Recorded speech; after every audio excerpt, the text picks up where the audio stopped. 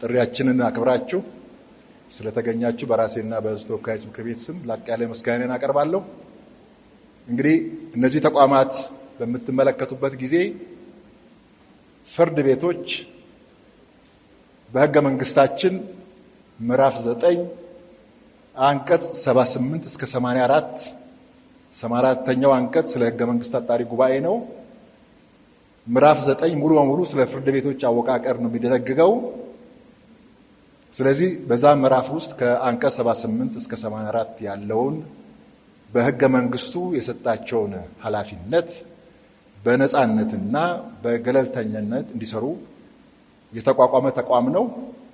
ይሄ በፌዴራል ደረጃም በክልሎችም ደረጃ ነጻነቱን ጠብቆ የሚሰራ ተቋም ነው።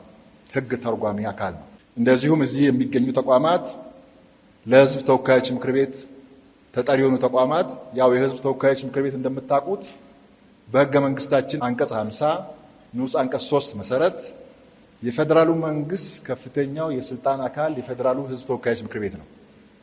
ይሄ ተቋም እነዚህ ተቋማትን በሕገ መንግስቱ በተደነገገው መሰረት ያቋቁማል። በዚህ መሰረት በሕገ መንግስቱ አንቀጽ 55 ንዑስ አንቀጽ 14 መሰረት የሰብአዊ መብት ኮሚሽን እንደሚያቋቁም በሕገ መንግስቱ አንቀጽ እዛው 55 ንዑስ አንቀጽ 15 መሰረት የህዝብ እንባ ጠባቂ ተቋምን እንደሚያቋቁም እንደዚሁም የዚህ ሕገ መንግስታችን ላይ ዋና ኦዲተር መስሪያ ቤት የተቋቋመው በአንቀጽ 101 መሰረት ነው። ብሔራዊ ምርጫ ቦርድ ገለልተኛ የሆነ ተቋም አገር አቀፍ ተቋም ይቋቋማል የሚለው ደግሞ የሕገ መንግስቱ አንቀጽ 102 ነው።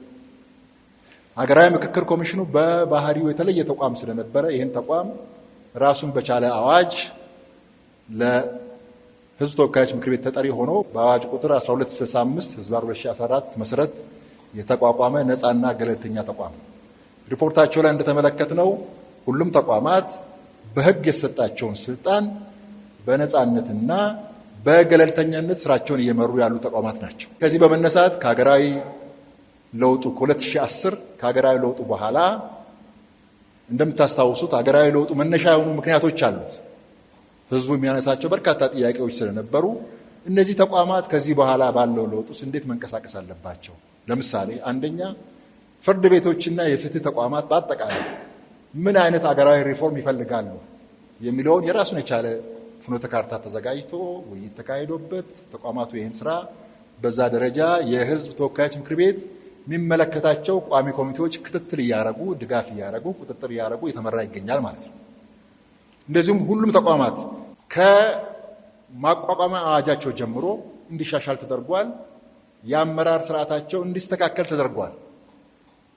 አሰራርና አደረጃጀታቸውም እንዲስተካከል ተደርጓል። ሁሉም ሪፖርት ላይ አይታችሁ ከሆነ የአመራር ስርዓቱ ከህግ ማዕቀፉ ጀምሮ የአመራር ስርዓቱ፣ የአደራጅ ስርዓቱ፣ የአሰራር ስርዓቱ በህግ እንዲሻሻል ተደርጓል። ይሄ ሕገ መንግስቱን መሰረት ያደረገ በህዝቡ የሚነሱ ጥያቄዎች የነጻነት የገለልተኝነት ጥያቄዎችን ምላሽ በሚሰጥ መልኩ ለማቋቋም ጥረት ተደርጓል። የህዝብ ተወካዮች ምክር ቤትም በዚህ ሂደት አስፈላጊውን ክትትልና ቁጥጥር ሲያደርግ እንደነበረ ለማንሳት ነው። እንግዲህ የተቋም ግንባታ ለሀገረ መንግስት ግንባታ እጅግ ወሳኝ ነው።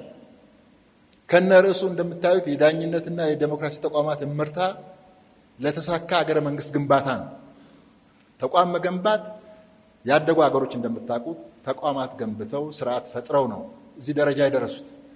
ዘላቂ ልማትን ለማረጋገጥ ዴሞክራሲ እውን እንዲሆንና እንዲያብብ ለማስቻል ተቋም መገንባት፣ በተለይ ደግሞ እነዚህ ተቋማትን ነፃና ገለልተኛ ሆነው እንዲሰሩ ማድረግ፣ ያም በህግ እንዲደገፍ ማድረግ አጠቃላይ ለሀገራችን የሀገር መንግስት ግንባታ ትልቅ ትርጉም ያለው ስለሆነ መንግስት በቅርብ እየደገፈ እነዚህ ተቋማት እንዲበቁ የሚያስችል ስራ ይሰራል።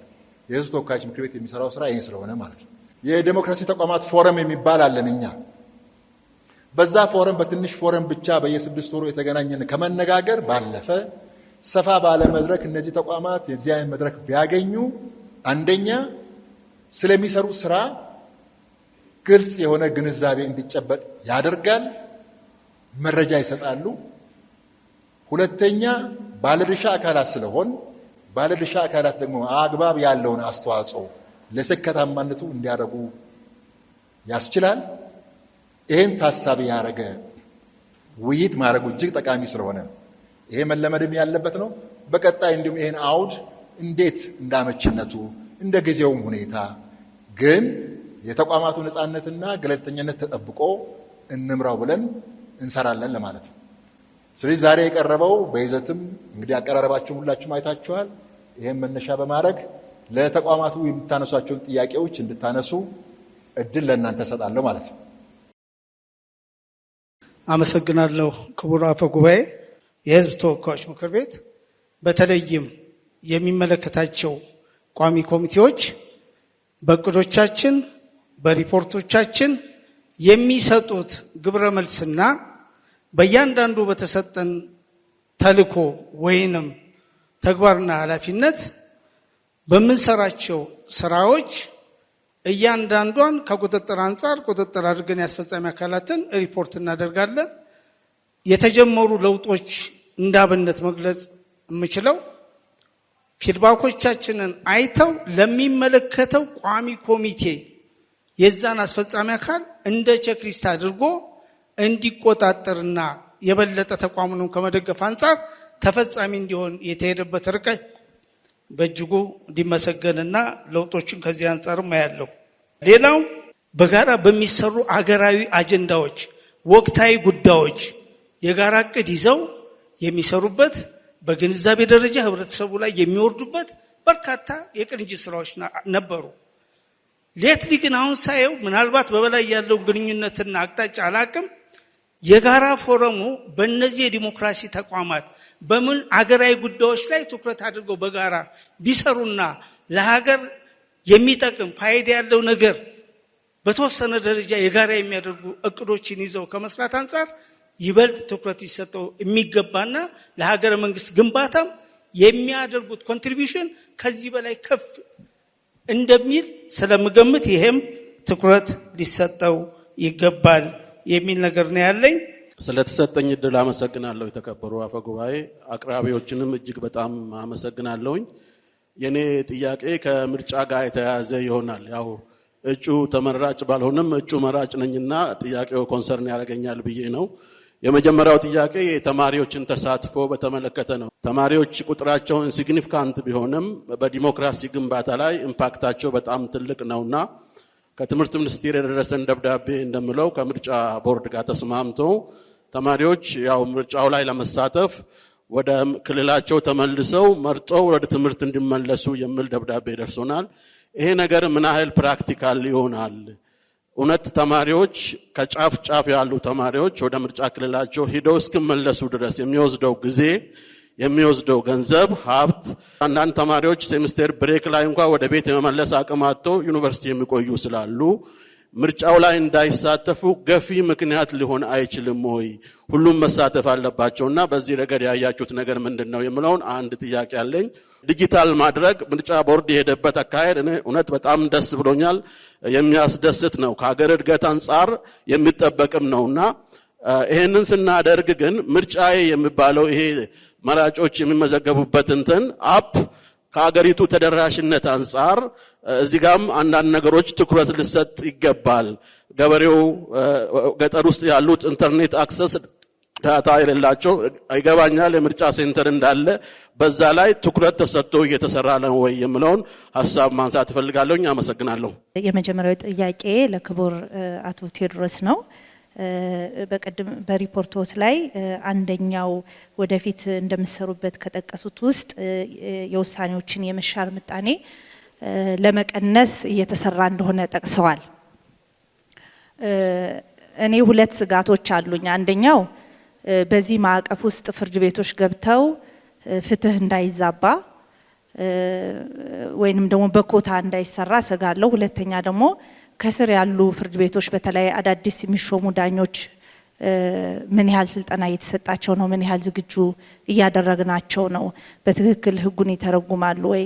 ብቁ ናቸው ወይ የሚለውንም ከሱ ጋር ምን እየተሰራ ነው የሚለውን እንዲመልሱልኝ። ሁለተኛ ደግሞ በተለይ ከዲጂታላይዜሽን አንጻር የተሰራው ስራ በጣም የሚጠቅም ወክየው የመጣውትንም ደግሞ የጠበቃ ማህበረሰብ እጅግ የሚጠቅም ነው። መቼ ነው ኢምፕሊመንት የሚደረገው፣ መቼ ነው ወደ ታች የሚወርደው በትክክል የሚለውን እሱንም ቢገልጹልን። ማንሳት የፈለኩት እንደ አስተያየት የሰብአዊ መብት ጥበቃ ያነሱት ነገር የሰራችሁትም ነገር በአፍሪካ ደረጃ እየተወዳደራችሁ እንዳላችሁ የደረሳችሁበትም ደረጃ እጅግ በጣም የሚያኮራ ስለሆነ ከተደረገላችሁ በላይ ስለሰራችሁ ወደፊትም እንደዚሁ እንድትቀጥሉ ለማለት እፈልጋለሁ። ከሀገራዊ ምክክር ኮሚሽን አንጻር የትግራይ ክልል ምክክር ጉዳይን በሚመለከት ያሉ ኢሹዎች ነው። እሱ ከአሁናዊ ሁኔታ ጋር ያሉ አስቻይ ሁኔታዎችን እሱ ነገር ጥቂት ገለጻ ቢደረግ ብዬ ስላሰብኩ ነው። ሁለተኛ ላነሳ የሚፈልገው ከዋና ኦዲተር ጋር ተያይዞ ነው። የዋና ኦዲተር ውጤታማነትን በሚመለከት በጣም ሰፋ ባለ መልክ ቀርቦልናል። የኦዲት ግኝት ተጠያቂነትን ከማረጋገጥ አንጻር ስለካ እንዴት ነው እሱ ነገር? በጣም ተደራሽነቱን በብዙ ሚሊየንስ ቢሊየንስ ተቋማትንም ከቨር ያደረገበት መልክ በጣም ጥሩ ነው። ካመጣው ከተጠያቂነት ከማረጋገጥ አንጻር ስለካ ግን ያለው ሁኔታ ጥቂት ብነሳ ብዬ ነው። አመሰግናለሁ። የህግ ማሻሻያዎች ሲደረጉ ቆይቷል። ፍርድ ቤት ላይ በተለይ በውስጥ ደንቦችን መመሪያዎችን ከማውጣት አንጻር ብዙ ስራ ተሰርቷል። አሁንም የአዋጅ ማሻሻያ የሚያስፈልጋቸው ተግባራት እንዳሉ ከፕሬዘንቴሽኑ ተገልጿል። ነገር ግን እነዚህ ማሻሻያዎች ከሀገራዊ ግንባታ አንጻር ለፍርድ ቤት የሚሰጡት ቁልፍ ተግባር ምንድነው? የሚያመጣው ስመርታ ምንድነው? ከዛ አንጻር ቴለርድ ተደርጎ ተያይዞ ቢቀርብ የሚል ነው ያለኝ። በጣም እናመሰግናለን። እንግዲህ ሁሉንም ተቋማት የሚመለከቱ ጉዳዮች ተነስተዋል። የተቋማቱ የስራ ኃላፊዎች ደግሞ እንደ መነሻ አድርገው ለማብራራት ይመቻቸዋል ብዬ አስባለሁ። ተጨማሪ ነገሮችን ጨምረው ለማንሳት ይመቻቸዋል። ስለዚህ እንደ ቀደም ተከተሉ እንዳቀራረባቸው ቅድም ለነሱ እድል ሰጣለሁ። አመሰግናለሁ። የተከበሩ አፈ ጉባኤ የቀረቡትን ጥያቄዎች በቀጥታ ከፍርድ ቤት ጋር በተያያዘ በቅደም ተከተል እመልሳለሁ። የመጀመሪያው የመሻር ምጣኔን የሚመለከት ነው። እንደ ፍርድ ቤት የሰራ ነው ምንድነው? ከመሻር ምጣኔ ጋር በተያያዘ በበቂ ሁኔታ ዳታ ወይም መረጃ አይያዝም ነበር። ካለፈው ዓመት ጀምሮ መያዝ ጀምረናል። ስለዚህ የመሻር ምጣኔን የምናየው ከአስተዳደራዊ ወይም በሌላ መልኩ ጣልቃ ከመግባት አንጻር ሳይሆን የሚሻሩት መዝገቦች የሚያስከትሉት ወጪ፣ መንገላታት የመሳሰለው ስላለ በትክክል ተሰርቷል ወይስ አልተሰራም የሚለውን ከህጋዊነት፣ ከማስረጃ ምዘና፣ ከፍሬ ነገር ትንተና የመሳሰሉት ጋር በተያያዘ ያሉትን ግድለቶች መሰረት ተደርጎ ሰዎች እንዳይጉላሉ በስር ፍርድ ቤት የተሰጠው ውሳኔ ወደ ላይ ሲሄድ በተለይ ግን ከመተርጎም ጋር በተያያዘ ተቀራራቢ መሆን ስላለበት ከዛ አንጻር የሚታይ ነው። ስለዚህ ዓለም አቀፍ ስታንዳርድ አለ፣ ያንን ማሳካት እንፈልጋለን። ይህንን ግን የምናደርገው ከእርስዎ እንደጠረጠሩት ኮታ በመሳሰለው ሳይሆን የውሳኔዎች መለያየት የሚፈጥሩትን ምክንያቶች ለይተን እዛ ላይ በመስራት ነው። አቅም መገንባት ሊሆን ይችላል። የህግ ግልጽ አለመሆን ከሆነ እነዚህ ተለይተው የሚታዩ ችግሮች ላይ መፍትሄ በመስጠት ነው ይሄ ነገር ማሻሻል ያሰብነው። በዚህ እንዲረዱት ጠይቃለሁ። ሁለተኛ የዳኞችን ስልጠና በተመለከተ ነው። የለውጥ ስራውን ስንጀምር ካተኮርንበት ነገር አንዱ አቅም ግንባታ ነው። አቅም ግንባታ በተለያየ መልክ አስፈላጊ ነው። አንደኛ ህጎች በየጊዜው ይቀያየራሉ፣ አዳዲስ ጽንሰ ሐሳቦች ይመጣሉ። ስለዚህ የበቃም ሰው ቢሆን አዲስ የመጡትን ሐሳቦች መገንዘብ መቻል አለበት። ለዛ ስልጠና ያስፈልጋል። ሁለተኛው ኦዲት እንሰራለን። በተለያየ መልክ ምልከታ እናደርጋለን። የስልጠና ፍላጎት ዳሰሳ እናደርጋለን። በዚህ የሚለዩትን የክፍተቶች በሙሉ ለመሙላት ስልጠናዎችን እንሰጣለን። ስለዚህ ይሄ በቋሚነት የሚሰራ ነው። እርስዎ እንደጠቀሱት ግን አዲስ ዳኞች ጋር በተያያዘ ተከታታይ ስልጠና ለመስጠት የተያዘ እቅድ አለ። ይህ እንደተጠበቀው ሆኖ ግን ከብቃት አንጻር ምናልባት አሁን በተደረገው የዳኞች ምልመላ አንድ በጥሩ ግብዓት ያገኘ ነው ከብቃትም ከስነ ምግባርም የተሻለ ምልመላ እንደተደረገ ነው። ይህንን ከግብረ መልስ ብቻ ሳይሆን ከሂደቱም አንጻር ልናየው እንችላለን። ሂደቱን ግልጽ በሆነ ሁኔታ እጩዎች እንዲያመለክቱ አድርገናል። ፈተና እንዲወስዱ ተደርገዋል። የቃል ፈተና እንዲቀመጡ ተደርገዋል። የባክግራውንድ ቼክ ተደርገዋል። ይሄ በሙሉ ተደርጎ የመጡ ዳኞች ናቸው እና ከብቃት አንጻር አሉ የምንላቸው ወይም የተሻሉ ዳኞችን ማምጣት ችለናል ብለን ነው የምናምነው። እንደዚህም ሆኖ ግን የፍርድ ቤቱን ከባቢ እንዲረዱ ከማድረግ አዳዲስ ነገሮችን እንዲገነዘቡ ከማድረግ አንጻር ስልጠና አስፈላጊነት ላይ የምንስማማበት ነው የሚሆነው። ከዲጂታላይዜሽን ጋር በተያያዘ መቼ ነው ወደታች የሚወርደው የሚል ጥያቄ ተነስቷል። እንግዲህ የእኛም ብቻ ሳይሆን የሌሎችንም ሀገር ዲጂታላይዝ ያደረጉ ሀገሮችን ልምድ ስናይ ዲጂታላይዜሽን በአጭር ጊዜ የተሳካ ጉዳይ አይደለም። ብዙ ስራ ይጠይቃል፣ ብዙ ግብአት ይጠይቃል። እኛ ጀምር ነው እንጂ ውጤቱን ገና እያየን አይደለም። በተወሰነ መጠን ስራዎች እየተሰሩ ነው። ነገር ግን ማስፋት ይጠይቃል፣ ማዳረስ ይጠይቃል፣ ግብአት ማሟላት ይጠይቃል።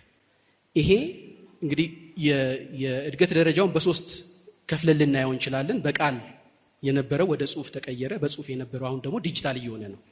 ያንን ለመስራት የሚያስችል ስራ በሙሉ ከዚህም በፊት እየተሰራ ነበረ። አሁን ያንን የማስፋት የማላቅ ስራ ነው እየተሰራ ያለው። መቼ ይደርሳል ለሚለው ኦልሬዲ ተጀምረዋል ስራዎቹ። ኢስሚስ የምንለውን ስርዓት በሰበር ደረጃ እየጀመር ነው። ወደ ሌሎች የመንግስት ተቋማት በጣም ብዙ ጉዳይ ያላቸው እናሰፋዋለን። ቀጥሎ ወደ ሎፈርም የህግ ተቋማት እንወስደዋለን። በመቀጠል ጠበቆች፣ ከዛ በኋላ ወደ ህዝቡ ለማድረስ ነው ያሰብነው። ይግባኝ ደረጃ ማመልከቻ ቀርቦ መዝገቦች ሙሉ ተገልብጠው የሚጓጓዝበት ሁኔታ ነበረ። ወይም ጠበቆች ኮፒ አድርገው እንዲያመጡ የሚደረግበት፣ ባለጉዳዮች በዚህ መልክ እንዲያቀርቡ የሚደረግበት አሰራር ነበር። አሁን ያንን ቢያንስ በከፍተኛ ደረጃ ፍርድ ቤት ደረጃ ማስቀረት ችለናል። ሙሉ ለሙሉ የመዝገብ ዝውውር ዲጂታል ተደርጓል። በቀጣይ የመጀመሪያ ደረጃ ፍርድ ቤቶች በተወሰኑ ችሎቶች ፓይለት እናደርጋለን። በመጨረሻ ሁሉም ጋር እናዳርሳለን። ስለዚህ ስራዎቹ ቀስ በቀስ የተጀመሩት እየሰፉ ያልተጀመሩት እየተተገበሩ ለሁሉም የሚዳረስ ይሆናል። በጣም አመሰግናለሁ። ጥሩ ጥያቄ ነው የተጠየቅኩት። የትግራይ ኢሹ ምን ደረጃ ላይ ነው ያለው፣ ምን ደረጃ ደርሳችኋል የሚል ነበረ። ትግራይ የፕሪቶሪያ አግሪመንት እንደተፈረመ መጀመሪያው ፍላይት ይመስለኛል የተከበሩ አፈጉባኤ፣ የህዝብ ተወካዮች ምክር ቤት አፈጉባኤ በርካታ መኳንንትና ወይዛዝርትን ይዘው ሄደው ነበር ወደ መቀሌ። ከዛ ውስጥ ከ11 ኮሚሽነሮች 10 ትግራይ ውስጥ ካሉ የተለያዩ ተቋማት፣ ሲቪል ሶሳይቲ፣ ምሁራን ከአራቱም ዩኒቨርሲቲዎች፣ የፐብሊክ ዲፕሎማሲ፣ የሃይማኖት ተቋማት፣ የሀገር ሽማግሌዎች፣ ሴቶች፣ ወጣቶች እና የፖለቲካ ፓርቲዎችና ሌሎችም ጋር ትግራይና መቀሌ ውስጥ በርካታ ስብሰባዎችን አካሄደናል።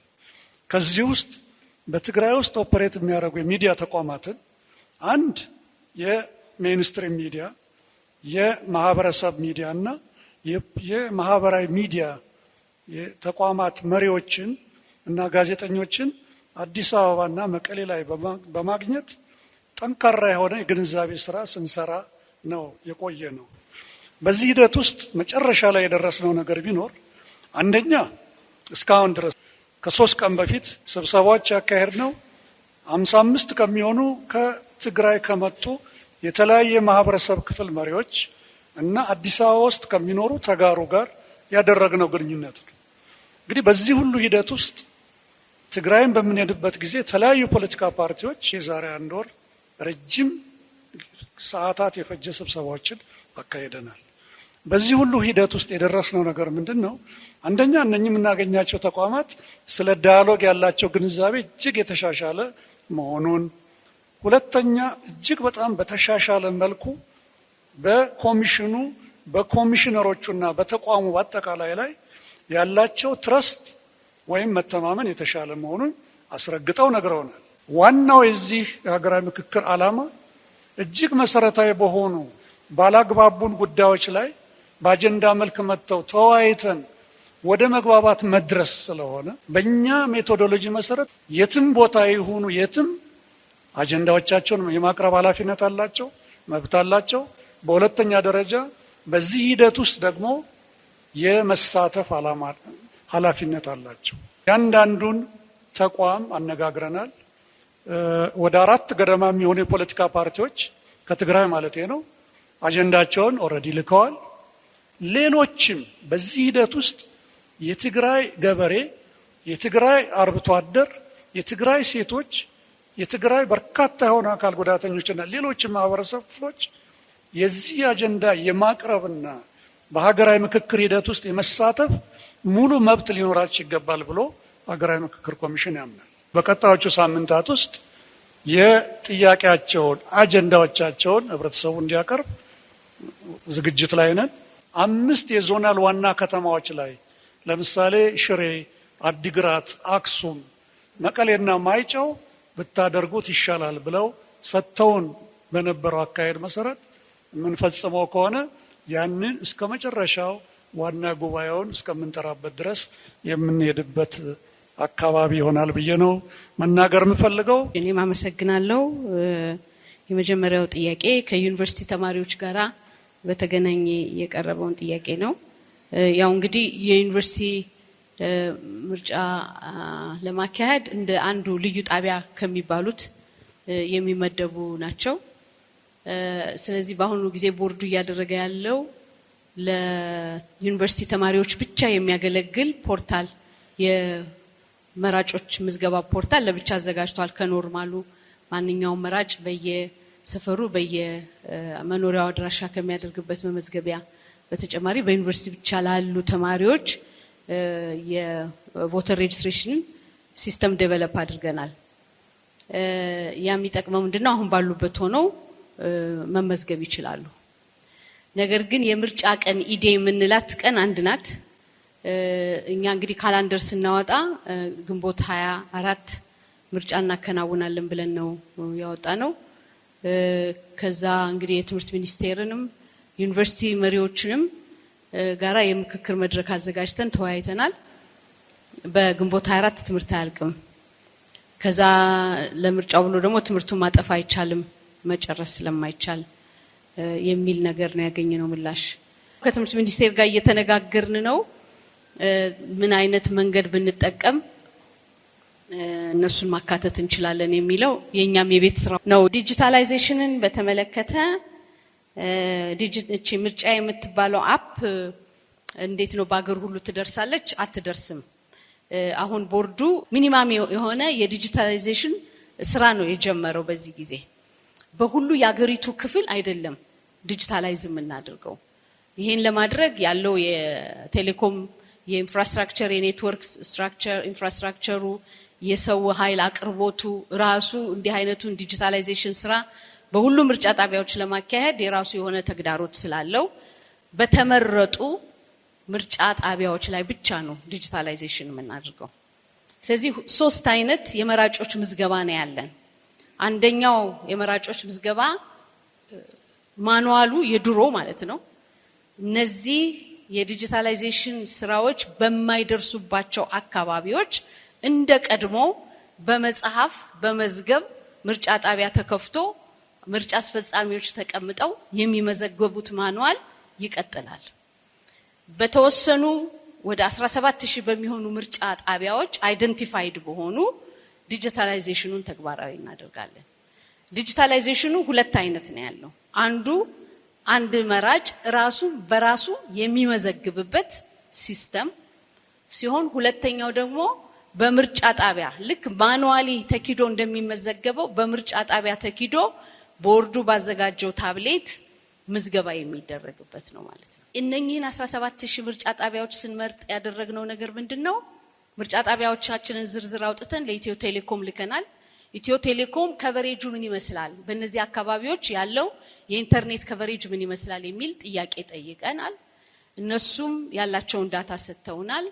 ከዛም መልስ ደግሞ የቦርዱ ባለሙያዎች የኤክስ ዋይ ኮኦርዲኔትን ለማንሳት ወደ የምርጫ ጣቢያው በሚሄዱበት ጊዜ እዛ አካባቢ ያለውን ኢንተርኔትም አብረው ቼክ አድርገዋል።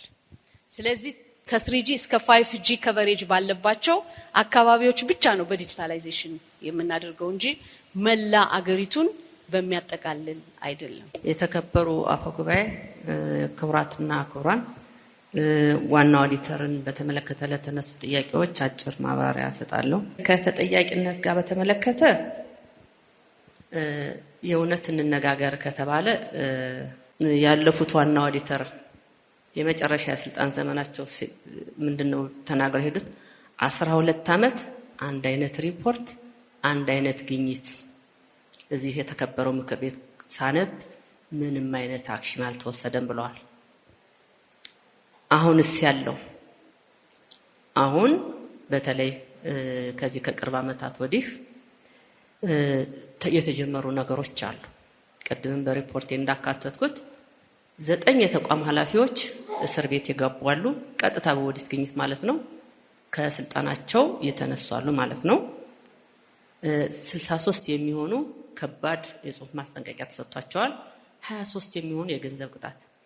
ይሄ በፊት አልነበረም። ይሄንን አፕሪሼት አድርገን በቂ ነው ወይ? በቂ አይደለም። ተጠናክሮ መስራት አለበት። የተጀመረውን ጅምር ግን ማድረግ ይኖርብናል ብዬ ነው ማስበው። ሌላ ከዚህ ከተመላሽ ጋር በተመለከተ ፍትህ ሚኒስቴር በራሱ እየተከታተለ የሚያስመልሰው ገንዘብ አለ። እንዲሁም ገንዘብ ሚኒስቴርም የሚያስመልሰው ገንዘብ አለ።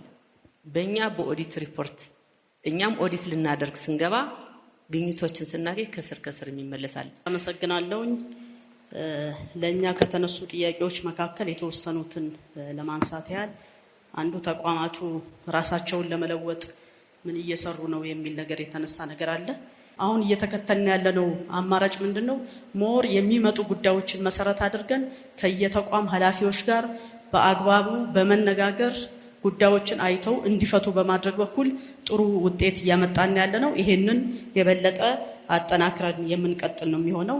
ሌላው ከዲሞክራሲ ተቋማት ጋር ያለን ግንኙነት ምን ይመስላል የሚለው በተለይ የኛና የሰብአዊ መብት አብዛኛው ከመብት ጋርም የተያያዙ ኢሹዎች ስላሉ አዋጁን በግልጽ እኛ ጋር የሚመጡ ጉዳዮች ምናልባትም እኛም ጋር ሳይመጡ ሰብአዊ መብት ጋር የሚሄዱበት አጋጣሚ ስላለ እነሱ የያዙትን እነሱ ማስቀጠል እንደሚችሉ እኛ ያዝነውን እኛ ማስቀጠል እንደምንችል በዚህ መሀል ደግሞ ተቀራርበን መስራት እንዳለብን አዋጁም ስለሚያስቀምጥ በዛ መሰረት ከሰብአዊ መብት ኮሚሽን ጋር ተቀራርበን በቅንጅት የምንሰራባቸው አጋጣሚዎች በጣም ሰፊ ናቸው። አመሰግናለሁ። የኛ አገርን የማሻገር ተልዕኮ መሆን ያለበት ሰብአዊ መብት የተከበረባት ጥበቃው የተረጋገጠባት አገርን መስርቶ የመገኘት ጉዳይ ነው። በሰብአዊ መብት ኤሪያ የተሳለጠ ስራ ከሰራን በአገር ውስጥም ሆነ በውጭ የህዝብን አመኔታ ያተረፈ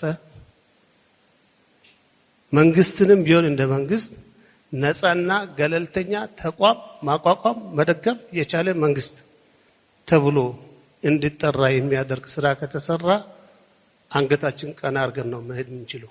ዓለም አቀፍ መድረኮች ላይ ስንሄድ ኤ ስታተስ በመሆናችንን አንገታችን ቀና አድርገን ነው የምንሄደው።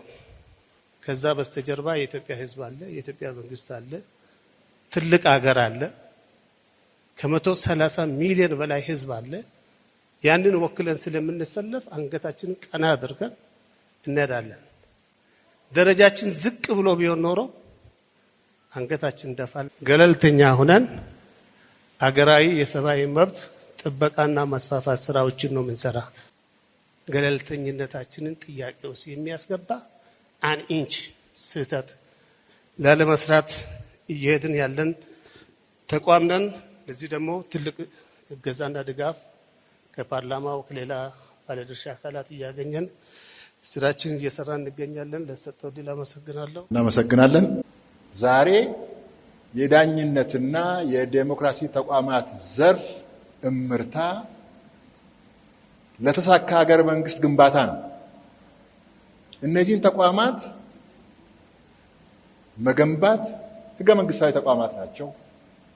በህገ መንግስቱ እና ዝርዝር ስልጣንና ተግባራቸውን በሚወስነው ህግ ላይ በግልጽ ይሄ ተቀምጧል። ነፃና ገለልተኛ ሆነው እንዲሰሩ ማለት ነው። ስለዚህ ተቋማቱ ከህግ ማዕቀፍ ጀምሮ ነፃና ገለልተኛ ሊሆኑ የሚያስችል ህግ አላቸው ወይ? ለምሳሌ ያንዳንዱ ማንሳት ስለሚያስፈልግ ለምሳሌ የብሔራዊ ምርጫ ቦርድ ብንመለከት ከ2010 ለውጥ በኋላ ህዝብ ውስጥ ያሉ ጥያቄዎችና ጥርጣሬዎች በጣም ይታወቃሉ። እነዚህ ጉዳዮች እንዴት ነው የምናስወግደው ነው። ስለዚህ ምርጫ ቦርድ እንደ ተቋም ቦርዱ ራሱ አመራሩ የሚቋቋምበትን ስርዓት መቀየር ነው። ፖለቲካ ፓርቲዎች እንዴት ይሳተፋሉ? እዚህም አሁን ተፎካካሪ ፓርቲዎች የምክር ቤት አባላት ስላሉ ያውቃሉ። እንዴት ይሳተፋሉ? ማህበረሰቡ እንዴት ይሳተፋል? አስተያየት እንዴት ይሰጣል? ያ በገለልተኛ ኮሚቴ የተለያዩ ባለድርሻ አካላት ያሉበት ኮሚቴ፣ የእምነት ተቋማት፣ ሲቪል ማህበራት፣ የንግድና ዘርፍ ማህበራት ሁሉም ያሉበት ኮሚቴ በጋራ ሆኖ አጣርቶ አወዳድሮ ቃለ መጠይቅ አድርጎ በሚሰሩበት አካባቢ ሄዶ ምን አይነት ስንጓር አላቸው፣ በስራቸው ምን ያክል ውጤታማ ናቸው፣ ተአማኒነት ያላቸው ሰዎች ናቸው ወይ ብሎ ለይቶ እነዛን 1 2 3 4 ብሎ ለክቡር ጠቅላይ ሚኒስትሩ አቅርቦ ክቡር ጠቅላይ ሚኒስትሩ የሚቀበሉትን አይተው ፈትሸው እሳቸውም ወደ ህዝብ ተወካዮች ምክር ቤት ቀርቦ ነው የአመራር ስርዓቱ እንዲቀየር የተደረገው ማለት ነው። ስለዚህ መጀመሪያ የህግ ማዕቀፍ ወይም ተቋም ስንመሰርት ያለው የህግ ማዕቀፍ እንዲስተካከል ማድረግ ይፈልግ ነበር። ሁለተኛው የፖለቲካ ፓርቲዎች ምዝገባና አጠቃላይ የምርጫ አዋጁ በሚመለከት በዝርዝር ነው እንደገና የተሰራው ማለት ነው። ከዛ በመነሳት እነዚህ ቁሳቁሶች የምታዩቸው ቀላል ነገር አይደለም። ከምርጫ ሳጥኑ ጀምሮ ኮሮጆ የሚባለው ቀርቶ ማለት ነው። ከምርጫ ሳጥኑ ጀምሮ እንዴት ለማስተካከል ከፍተኛ ጥረት እንደተደረገና ተቋሙ ታማኒነት ያለው ነፃና ገለልተኛ ምርጫ ማካሄድ የሚችል ሙያዊ የሆነ ተቋም እንዲሆን ተደርጎ የተሰራው ማለት ነው። ሌሎች ጋር ብንሄድም ተመሳሳይ ነው። የሰብአዊ መብት ኮሚሽን መጀመሪያ ምን እንደነበረ እናውቀዋለን። የአመራር ስርዓቱም ህጉም ማቋቋሚያ ህጉን ቀየርን፣ አስተካከልን። የአመራር ስርዓቱን ቀየርን፣ አስተካከልን። በየክልሉ ያሉ ቅርንጫፎች ሙያዊ በሆነ መንገድ እንዲመሩ የሚያስችል ስራ ተሰራ ማለት ነው። ስለዚህ የፖለቲካ ጣልቃ ገብነት በውሳኔያቸው ውስጥ ገብቶ ተአማኒነት የሌለው እዚህ እንግዲህ አጠገብ ላይ ያለው ህዝብ የሚያውቀውን ነገር እዚህ በሌላ በወረቀት ላይ ቢጻፍ ምንም ትርጉም የለውም። ስለዚህ ይሄን ሙሉ በሙሉ ለመቀየር ነው ጥረት የተደረገው ማለት ነው። ፍርድ ቤት ላይ ስንመጣ እንደምታውቁት የፌዴራል ፍርድ ቤቶች አዋጅ ተቀየረ። የዳኞች አስተዳደር ጉባኤ አዋጅ ተቀየረ። እሱ መነሻ አድርጎ እነሱ ደንቦችን፣ መመሪያዎች በሙሉ አሻሻሉ። ከዛ ምንድናቸው ጉዳዮች ለውጥ የሚፈልጉ ጉዳዮች የሚለው ተለይቶ በጋራ ምክክር ተደረገ። ተቋሙ ገለልተኛ ሆኖ ከላይ እስከታች ይሄን እንዲመራ የተደረገ ይገኛል። ቅድም ክቡር አቶ ቴዎድሮስ እንዳነሱት ክልሎችም ይሄን ታሳቢ ያደረገ ስራ እንዲሰሩ የተደረገ ይገኛል ማለት ነው። ቅድም ጥያቄም ስለተነሳ ተቋማቱን በዚህ መልኩ ክብርት ወይዘሮ መሰረት እንዳነሳቸው ኦዲተር ጀነራል ላይ መጀመሪያ ላይ የተቀየሩ ጉዳዮች ምን እንደሆኑ አንስታለች። አይታችኋል ሰነዱ ሲቀርብ። ቀደም ሲል አይነካም አይቻልም የተባለውን ነገር ቀየር ነው። ስለዚህ ኦዲተር ዋና ኦዲተር መስሪያ ቤት ሙሉ አቅምና ስልጣን ኖሮት ስራው እንዲመራ ለማስቻል ማለት ነው። በዚህ የመጣው ለውጥም ቅድም እሷ እንዳስቀመጠችው እናንተም አይታችኋል ማለት ነው። የህዝብ እንባ ጠባቂ ተቋም አዋጁን አስተካክለናል። የአደረጃጀትና የአሰራር ስርዓቱን አስተካክለናል። አሁን በተሻለ ሁኔታ አመራር አግኝቷል ተቋሙ። ዋና እንባ ጠባቂ፣ ምክትል እንባ ጠባቂ፣ ዘርፍ እንባ ጠባቂዎች፣ ብቁ አመራሮች ይሄን አዋጅ ተከትሎ ባለው አሰራር ስርዓት ተመልምለው ተሹመዋል። እርግጠኛ ነኝ ይሄ ተቋም ብዙ ርቀት መሄድ እንደሚችል ከመነሻውም አሁን የመጡ ለውጦችን ሲያቀርቡ ቅድም አይታችኋል። የሀገራዊ ምክክር ኮሚሽኑ አገራዊ የሆኑ ማያግባቡን ጉዳዮች እጅግ መሰረታዊ የሆኑ ጉዳዮች አሉ። መንግስት እነዚህ ጉዳዮችን በባህላችንም በእምነታችንም ምክክር የምናደርግ ህዝቦች ነን፣ መነጋገር የምንችል ህዝቦች ነን። ስለዚህ ተነጋግረን እነዚህ ጉዳዮችን የምንፈታበትን መንገድ መፍጠር ይኖርብናል። መሰረታዊ ጉዳዮችን በምክክር የሚፈታ ገለልተኛ የሆነ ተቋም ይቋቋም። ሂደቱን ታስታውሱ እንደሆነ 11ዱን ኮሚሽነሮች ለመሾም የተካሄደበት ሂደት በጣም ዝርዝር፣ ብዙ ምክክር የተካሄደበት፣ ብቁ የስራ ኃላፊዎች ከተለያዩ ዘርፎች መጥተው ስራውን መምራት የሚችሉበት ሁኔታ ተፈጥሯል።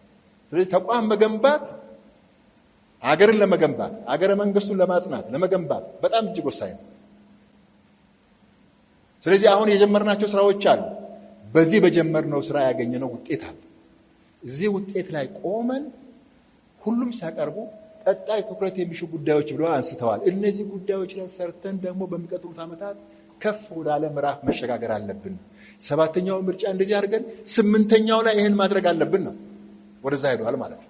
ስለዚህ ሁላችንም ባለድርሻ አካላት፣ መላው የሀገራችን ሕዝብ እነዚህ ተቋማት በየደረጃው በሚሰሩ ስራ ላይ የሚፈለገውን አስተዋጽኦ ማድረግ ይጠበቃል። ይህን ማድረግ ይኖርብናል። ይህን ካደረግን እነዚህ ተቋማትን ብቁ ሆነው ይወጣሉ። በየደረጃው ያሉ ተቋማትም እንደዚህ ብቁ ሆነው ይወጣሉ። ተቋም ይገነባል፣ አገር ይገነባል ማለት ነው። ተቋም ከተገነባ እኮ የሚያሰጋ ነገር የለውም። ዛሬ አንዱ ፓርቲ ቢመጣ ሌላውን ፓርቲ ነገ ቢመጣ ተቋም አለ ማለት ነው። ተቋም ካለ የአሰራር ስርዓት አለ ማለት ነው። ያን ማድረግ ይኖርብናል። ያን ማስቻል ይኖርብናል። ይሄ በጣም እጅግ ወሳኝ ነው። አገራዊ ምክክሩን በሚመለከት አንደኛ አገራዊ ምክክሩ ብዙ ርቀት 11 ክልሎች፣ 2 ከተማ አስተዳደሮች፣ ዲያስፖራ፣ ሰሜን አሜሪካ፣ አውሮፓ፣ መካከለኛው ምስራቅ፣ አፍሪካ ሁሉም ቦታዎች ላይ ውይይት ለማድረግና አጀንዳ ለማሰባሰብ ተችሏል። ተሳታፊዎች ተለይተዋል። ፌዴራል ተቋማት ጋርም እንደዚሁ ተደርጓል። ትግራይ ክልል ላይ 22 መድረኮች አሁን ቅርብ ጊዜ ካረጉት ወደ 23 መድረክ ያሳተፈ መድረክ ተከናውኗል። በዚህ ያገኘነው በጣም ግብአት አለ። ኦልሬዲ ጫፍ ላይ ደርሷል። ቀሪ ስራዎች ክቡር ፕሮፌሰር ቅድም እንዳስቀመጡት የምንሰራ ይሆናል። ይሄን በህዝብ ተወካዮች ምክር ቤት በደንብ ገምግመን ካየን በኋላ ነው የ8 ወር ጊዜ ይሄን ለማጠቃለል እንዲሆን ምክር ቤቱ ወስኖ የሰጠው ማለት ነው። ስለዚህ ይህም ሀገራዊ ምክክር ኮሚሽን አመራሮች በትጋት በመስራት ብዙ ርቀት መሄድ ችለናል። የተሳካ ስራ የተሰራ ይገኛል። ይሄን አበረታች በሆነ መንገድ የተሰራ ያለውን ስራ ዳር ይደርሳል ማለት ነው። በአጠቃላይ እነዚህ ተቋማት የሚሰሩት ስራ በጣም እጅግ አበረታች መሆኑን ያመላክታል።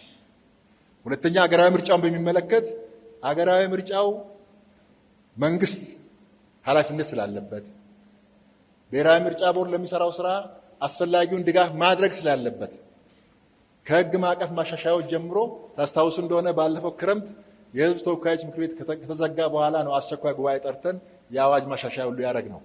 አሁን ቴክኖሎጂ ለመጠቀም የሚያስችላቸውን አዋጅ ያወጣ ነው ማለት ነው።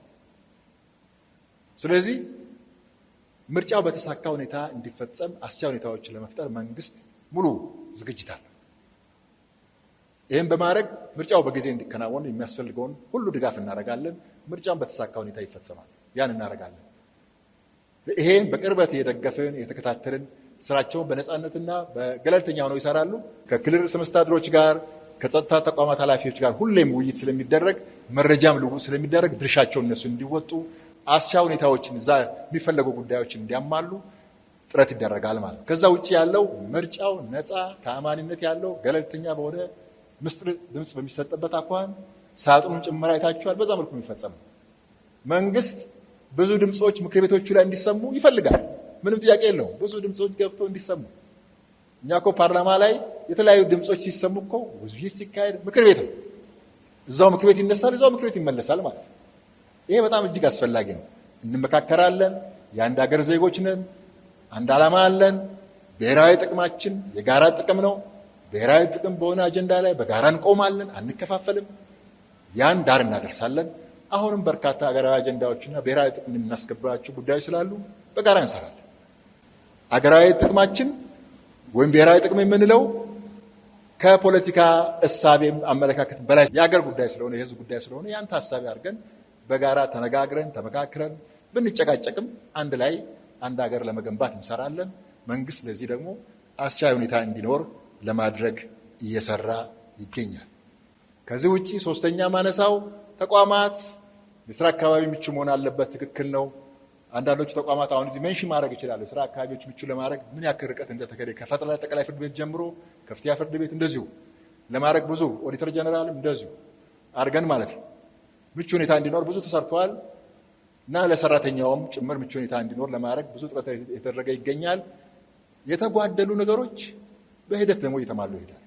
በአንዴ የሚሟላ ነገር እንደሌለ ሁላችሁም ትገነዘባላችሁ ብዬ አስባለሁ።